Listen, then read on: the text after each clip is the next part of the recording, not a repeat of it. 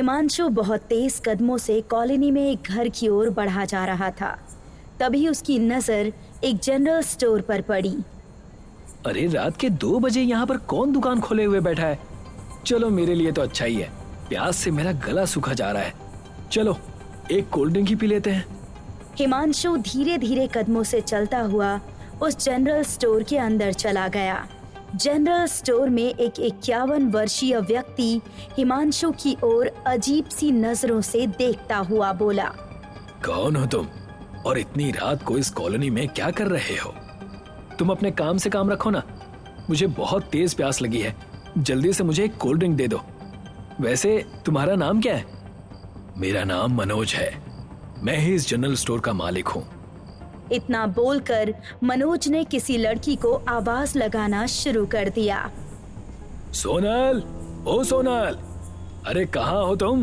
देखो ग्राहक मेरे सामने खड़ा है और तुम्हारा कोई पता ही नहीं है। आप किसे आवाज लगा रहे हैं? मैं अपनी बेटी सोनल को आवाज लगा रहा हूँ। रात के 2 बज रहे हैं मनोज जी, मुझे ही बता दीजिए फ्रिज कहाँ है। मनोज ने इशारे से हिमांशु को फ्रिज दिखा दी। हिमांशु फ्रिज के करीब गया ही था कि तभी एक कुत्ता हिमांशु के ऊपर बुरी तरह से भौंकने लगा। अरे ये कुत्ता किसका है? इसे हटाओ, कहीं ये मुझे काट ना ले। मुझे कुत्तों से नफरत है। ये मेरा पालतू कुत्ता है साहब। इतना बोलकर मनोज कुत्ते की ओर देखकर बोला, पुच्चू, अरे ओ पुच्चू, इधर आ जाओ।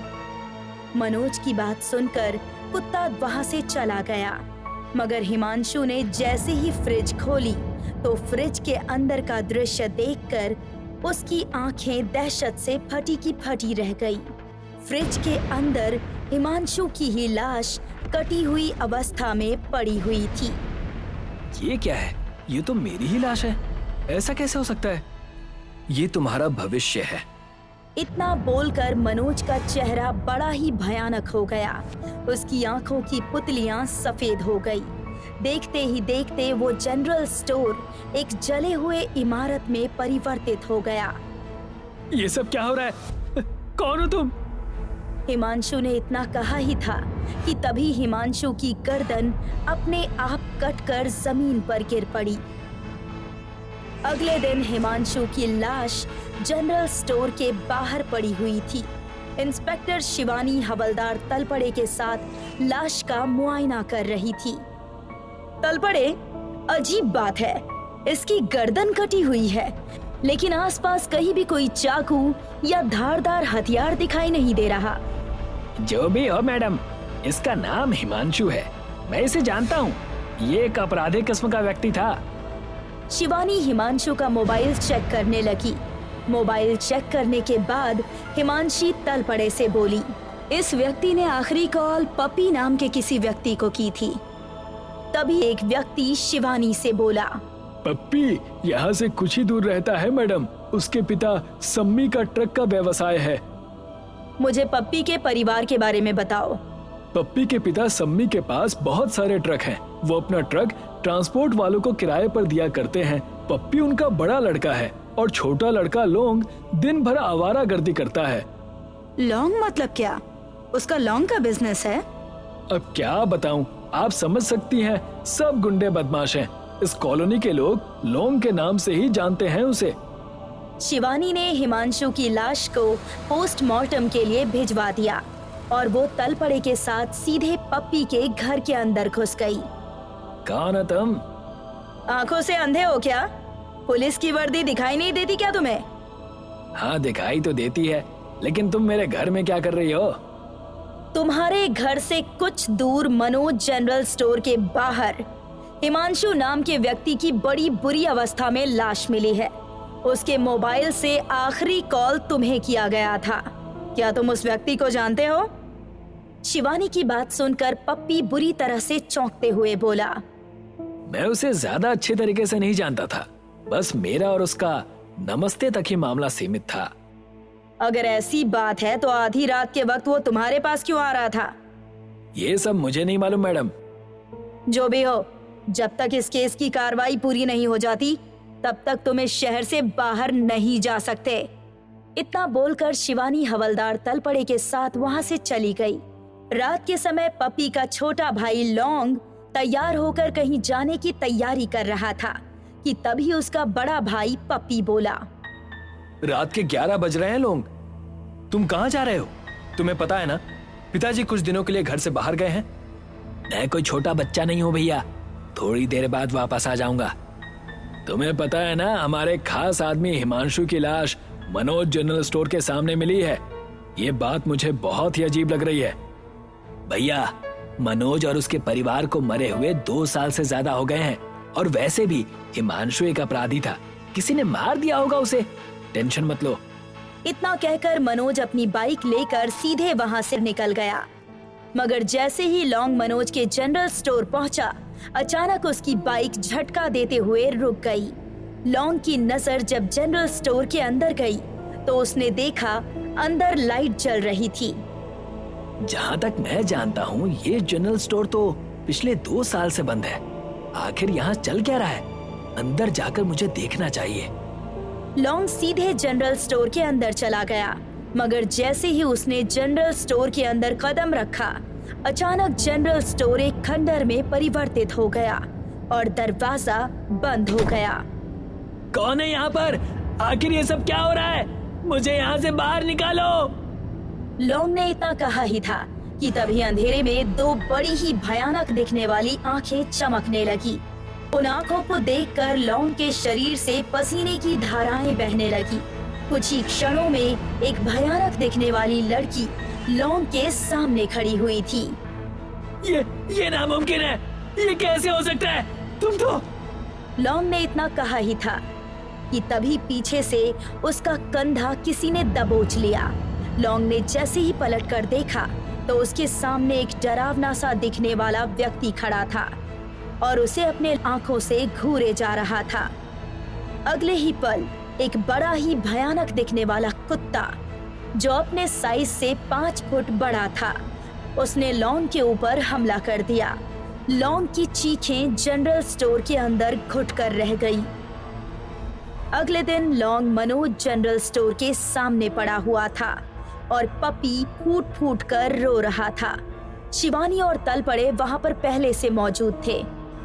क्या तुम्हारी किसी से दुश्मनी थी पपी? तुम्हारे भाई की जान किसने ली? मुझे क्या पता, ये पता करना तो आपका काम है। जिसने भी मेरे भाई की जान ली है, मैं उसे किसी भी कीमत पर छोड़ूंगा नहीं। ऐसा भूल कर भी मत करना पपी। कानून को अपने हाथ में लेने का तुम्हें कोई अधिकार नहीं है। मैं तुम्हारे भाई के कातिल को ढूंढने का पूरा प्रयास करूंगी। वैसे तुम्हारे पिताजी कहाँ हैं? पिताजी कुछ ही देर में यहाँ पर पहुँचने वाले होंगे। तभी वहाँ पर एक ब्रांडेड कार आकर रुक गई। कार के अंदर से एक बूढ़ा व्यक्ति रोता हुआ बाहर निकला। क्या आप ही सम्मी हैं? हाँ। मुझे आपके बेटे का अफसोस है। मैं उसके हत्यारे को ढूंढ निकालूंगी। तुम्हें अब कुछ भी करने की कोई जरूरत नहीं है। अब जो करूंगा मैं करूंगा। शिवानी हवलदार तलपड़े के साथ थाने आ गई। तलपड़े, कुछ तो गड़बड़ जरूर है। कल ही मनोज जनरल स्टोर के सामने हिमांशु की लाश मिली और हिमांशु के नंबर से आखिरी कॉल पपी को किया गया था, और आज पपी का भाई। कुछ तो गड़बड़ जरूर है। मुझे लगता है कि ये किसी भूत का चक्कर है। बकवास बंद करो तलपड़े। तुम्हें तो वैसे भी हर जगह भूत प्रेत ही नजर आते हैं। मैं इन बातों पर विश्वास नहीं करता मैडम, लेकिन जिस तरह से हत्याएं हो रही हैं, उसे देखकर मुझे यही लगता है कि ये किसी इंसान का काम नहीं है। आज रात दूध का दूध और पानी का पानी हो जाएगा। आज रात हम दोनों चुपके से मनोज जनरल स्टोर पर नजर रखेंगे। लेकिन वो तो 2 सालों से बंद पड़ा हुआ है। अपनी बेटी के साथ उस जनरल स्टोर को चलाता था। कहते हैं कि किसी ने मनोज और उसकी बेटी को गोली मारकर उनकी हत्या कर दी। यहाँ तक कि हत्यारों ने उसके कुत्ते को भी नहीं छोड़ा। जानती हूँ, मुझे लगता है कि कोई हत्यारा उस जनरल स्टोर के अंदर बंद होने का कहीं ना कहीं फायदा उठा रहा है। इधर रात में पपी रोते हुए अपने पिता से बोल रहा था। आपके कर्मों की सजा मिली है मेरे भाई को। बकवास बंद करो। मेरी गैर हाजिरी में तुम अपने छोटे भाई की देखभाल नहीं कर पाए और ऊपर से मुझ पर ही आरोप लगा रहे हो। पिताजी, कहीं इसमें मनोज के परिवार का हाथ तो नहीं? मुझे अब डर लगने लगा है। तुम्हारा दिमाग खराब हो गया है।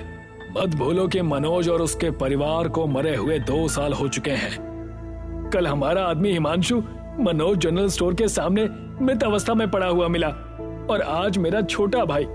पिताजी, कुछ तो गड़बड़ है। हमें मनोज जनरल स्टोर के अंदर जाकर देखना चाहिए। पपी की बात सुनकर पपी के पिता गहरी सोच में डूबते हुए बोले, तुम सही कहते हो, चलो चलकर देखते हैं। कुछ ही देर में पपी और उसके पिता मनोज जनरल स्टोर के सामने खड़े हुए थे।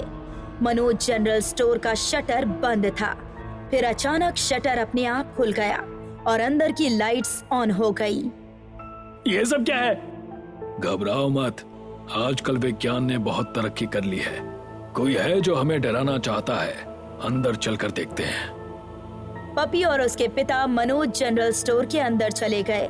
दूर से उन्हें शिवानी और तलपड़े भी देख रहे थे। देख रही हैं मैडम, मैंने कहा था ना कि ये भूत का चक्कर है। शटर अपने आप खुल गया और लाइट्स ऑन हो गई। बकवास बंद करो तलपड़े और अंदर चलो। मैं अंदर नहीं जाऊंगा मैडम, मुझे बहुत डर लग रहा है। आप मुझे चाहे तो जो सजा देना चाहे दे सकती हैं, लेकिन मैं अंदर नहीं जाने वाला। शिवानी चुपके से मनोज जनरल स्टोर के अंदर घुस गई। इधर पपी और उसके पिता जनरल स्टोर को आंखें फाड़ फाड़ कर देखे जा रहे थे। ये कैसे संभव हो सकता है पप्पी? इसे बंद हुए तो 2 वर्षों से अधिक हो चुके हैं, मगर यहाँ का रखा हुआ सामान और भव्यता तो कुछ और ही बता रही है। तभी उनके कानों में एक व्यक्ति की आवाज टकराई। मुझे तुम दोनों का ही इंतजार था। पपी और उसके पिता ने जैसे ही सामने की ओर देखा तो उनकी आंखें दहशत और डर से फटी की फटी रह गई। उनके सामने मनोज अपनी पुत्री सोनल के साथ खड़ा हुआ था। ये कैसे हो सकता है? तुम दोनों कैसे जीवित हो सकते हो? तुम दोनों को तो मैंने अपने हाथों से मारा था। हाँ, और आज तुम दोनों बाप बेटे मरोगे। आखिर मेरी गलती क्या थी?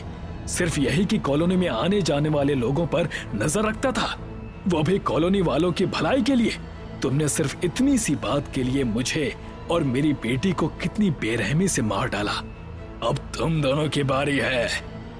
अचानक शिवानी पिस्तौल लेकर सबके सामने आ गई।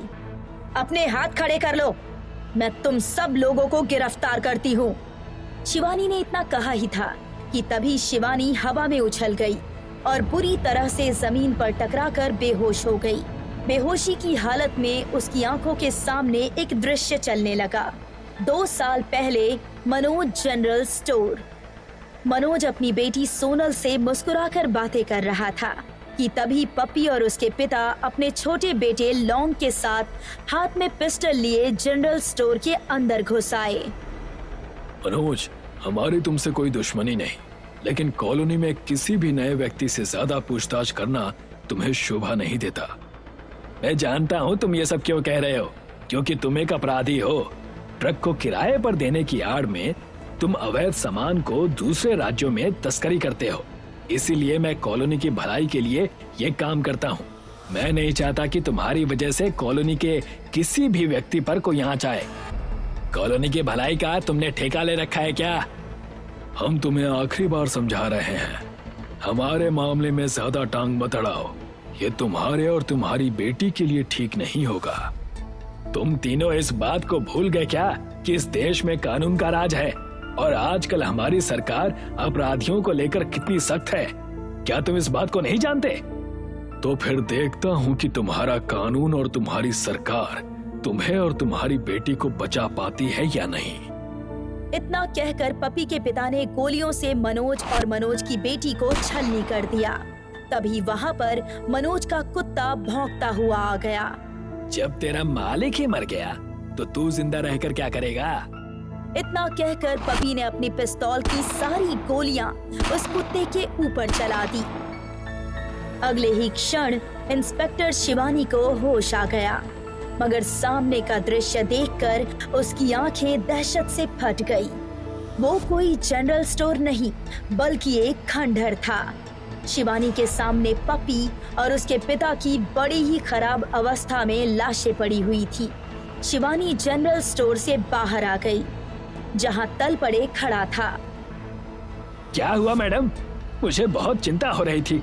मैंने देखा अचानक जनरल स्टोर के अंदर अंधेरा छा गया। तुम्हारा शक सही था तलपड़े। मैं कुछ समझा नहीं मैडम। कुछ बातें समझ में ना आए तो ही अच्छा है। शिवानी तलपड़े के साथ थाने चली गई। शिवानी ने उन तीनों की मौत को रहस्यमयी हत्या बताकर उनकी फाइल्स बंद कर दी। रात के 12 बजे सुनसान सड़क पर एक कार भागी चली जा रही थी। कार में 2 लोग राहुल और हैरी सवार थे, जो इस वक्त थोड़े नशे में थे। अचानक उनकी गाड़ी बीच रास्ते में रुक गई। अबे क्या हुआ? गाड़ी क्यों रोक दी? अबे पागल है क्या? इतने सन्नाटे में क्यों गाड़ी रोकूंगा? गाड़ी खुद रुक गई है। चलो देखते हैं अब इस गाड़ी को क्या हो गया। इतना कहकर राहुल और हैरी गाड़ी से नीचे उतर गए। हैरी गाड़ी का बोनट खोलकर चेक करने लगा और राहुल उस जगह को गौर से देखने लगा। हैरी, ये जगह काफी जानी पहचानी लग रही है यार। राहुल की बात सुनकर हैरी नशे में बोला, अबे तुझे तो हर जगह जानी पहचानी ही लगती है। एक तो समझ में नहीं आ रहा कि गाड़ी में हुआ क्या है। लगता है किसी मैकेनिक को दिखाना पड़ेगा। अचानक तभी राहुल की नजर सामने की ओर चली गई। अचानक उसके चेहरे पर डर छलकने लगा। अबे अब तुझे क्या हो गया? राहुल ने अपनी उंगली से इशारा करते हुए कहा, अबे कार और कहीं नहीं बल्कि उसी कब्रिस्तान के गेट पर खराब हुई है। हाँ तो क्या हुआ? चल कोई मैकेनिक देखते हैं, वरना यहाँ की ठंड में हमारी कुल्फी जम जाएगी। यार हैरी, लगता है तू नशे में है। भूल गया 5 साल पहले ठीक इसी तरह हम नशे में थे और हमारी गाड़ी ठीक यहीं पर खराब हुई थी, और वो मैकेनिक और उसकी वो सुंदर पत्नी। राहुल की बात सुनकर हैरी का नशा उतर गया। उसने राहुल को आगे बोलने से रोक दिया। अबे पागल है क्या? चुप कर। दीवारों के भी कान होते हैं। उस घटना को 5 साल बीत चुके हैं। पुलिस भी अब उस घटना को भूल चुकी है। तभी राहुल की निगाह सामने एक छोटी सी झोपड़ी नुमा दुकान पर चली गई। वहाँ एक आदमी बैठा किसी कार की मरम्मत कर रहा था। राहुल ने डरते हुए हैरी से कहा, हैरी वो देख मैकेनिक। लेकिन हमने तो उस मैकेनिक को। मुंह बंद कर तू। बोला ना वो 5 साल पहले की घटना है। ये कोई दूसरा मैकेनिक होगा। चल कार को धक्का लगा। वो दोनों अपनी कार को उस मैकेनिक के पास लेकर चले गए। ए सुनो, हमारी कार अचानक बंद हो गई है। देखो तो क्या खराबी है। राहुल ने डरते हुए झिझकते हुए उस मैकेनिक से पूछा, यहाँ पर कुछ साल पहले शायद किसी दूसरे मैकेनिक की दुकान थी। राहुल की बात सुनकर वो मैकेनिक उसकी तरफ घूरता हुआ बोला, मुझे नहीं पता तुम किसकी बात कर रहे हो। अरे कुछ नहीं, ये जरा नशे में है। तुम कार में देखो क्या हुआ है। इतना बोलकर हैरी राहुल को घूरने लगा और वो मैकेनिक कार ठीक करने लगा। तू यहीं बैठ हैरी, मैं अभी आता हूँ। इतना बोलकर राहुल थोड़ी ही दूर गया था कि उसके सामने एक लंबा और काला व्यक्ति खड़ा था, जो कि उसे घूरे जा रहा था। राहुल को पता नहीं क्यों बहुत अजीब महसूस हुआ। वो जो लड़का जो वहाँ बैठा है, वो तुम्हारा दोस्त है ना? हाँ, तुम्हारा दोस्त बरसों से बंद झोपड़ी के पास बैठा अकेला क्या कर रहा है? बंद झोपड़ी? क्या कह रहे हो तुम? इतना बोलकर राहुल ने पीछे मुड़कर देखा। उसने देखा वहाँ सन्नाटा था और वहाँ पर कोई झोपड़ी नहीं थी। हैरी वहाँ अकेला बैठा था। ये कैसे हो सकता है? राहुल जैसे ही पीछे मुड़ा तो वो चौंक गया। वो लंबा आदमी भी अब वहाँ मौजूद नहीं था। राहुल वैसे भी डरा हुआ था। अचानक उसके रोंगटे खड़े होने लगे। उसने बिना टाइम गवाए हैरी के पास जाकर कहा, जल्दी उठ हैरी और अभी यहाँ से चल। अबे लगता है तू पागल हो गया है। पी ज्यादा मैंने है, लेकिन तुझे ज्यादा चढ़ गई है। तभी उस मैकेनिक की आवाज उसके कानों से टकराई। बाबू साहब, अभी तक तुम्हें कुछ याद नहीं आया? ये सुनसान सड़क और एक कब्रिस्तान के गेट के सामने एक मैकेनिक की दुकान और बगल में जंगल भी है। वो दोनों अब एक दूसरे का चेहरा देखने लगे। मैं आपकी कार ठीक कर दूंगा, लेकिन आप लोग पैसे नहीं दोगे। लेकिन कोई बात नहीं, इस बार मैं तुमसे पैसे नहीं लूंगा। राहुल ने डरते और झिझकते हुए कहा। तुम कहना क्या चाहते हो? मैं तुम्हारा बरसों से यहाँ इंतजार कर रहा था। इतना कहकर मैकेनिक अजीब से अंदाज में जोर जोर से हंसने लगा। राहुल और हैरी के दिमाग में एक तेज धमाका हुआ। दोनों वहां से तुरंत उठकर भागने लगे। वो दोनों लगातार भागे ही जा रहे थे, मगर घूम फिर कर वो वहीं वापस आ जाते। उनकी सांस भी अब फूलने लगी थी। वो दोनों जंगल की ओर भागने लगे। अचानक उन दोनों को किसी औरत के रोने की आवाज सुनाई दी।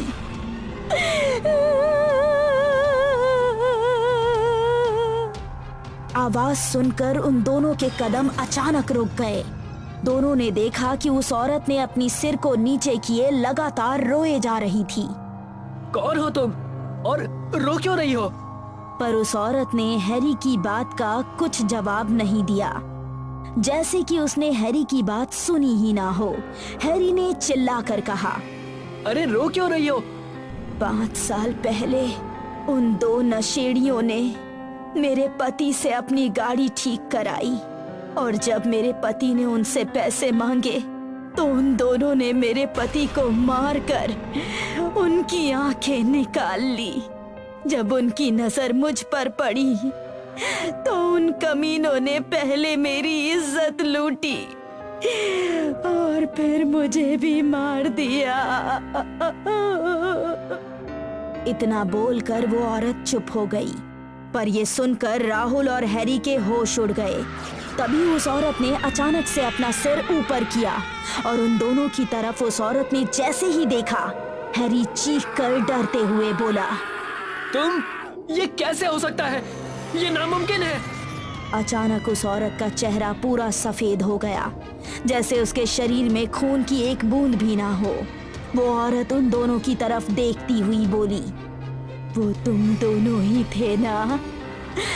मैं जानती थी कि कभी ना कभी एक ना एक दिन तुम्हारी गाड़ी यहाँ दोबारा जरूर खराब होगी और तुम अपनी मौत की तरफ जरूर खिंचते चले आओगे। जैसे ही उन दोनों ने ये बात सुनी, दोनों डर कर खौफ से कांपने लगे। हमें माफ कर दो, हमें जाने दो। तभी उनके पीछे से एक आवाज आई, कैसे जाने दे साहब? उस दिन मैं भी तुमसे तो यही कह रहा था। आवाज सुनकर दोनों ने जैसे ही अपने पीछे देखा तो वो मैकेनिक उनके पीछे खड़ा था। अचानक उस मैकेनिक की शक्ल बदल गई। उस मैकेनिक का चेहरा देखकर वो दोनों अंदर तक कांप गए। तुम? लेकिन ये कैसे हो सकता है? तुम तो 5 साल पहले मर चुके हो और हमने तुम्हें अपनी इन्हीं हाथों से मारा था। हाँ, और तुम दोनों ने मुझे मारकर मेरी आंखें तक निकाल ली और फिर उसके बाद मेरी पत्नी की इज्जत लूटकर उसे भी मार दिया।